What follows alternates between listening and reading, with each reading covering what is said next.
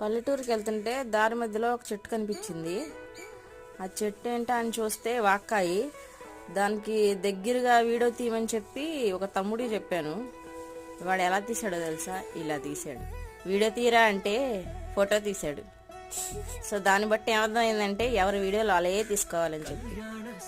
ఇదిగోండి మీకు దగ్గరగా చూపిస్తున్నాను. దీంతో పప్పు కూడా చేస్తారంట. మీకు తెలిసేమో కానీ నాకు ఫస్ట్ టైం వింటున్నా. సో ఇది టేస్ట్ చూసి చెప్తా మీకు ఎలా ఉందో. తిన్నానండి, కొరికాను. నా ఫేస్లో ఎక్స్ప్రెషన్ చూడండి. అన్నీ కలిపి ఎలా ఉంటుందో ఎక్స్ప్రెషన్స్ అలా ఉన్నాయి అన్నమాట.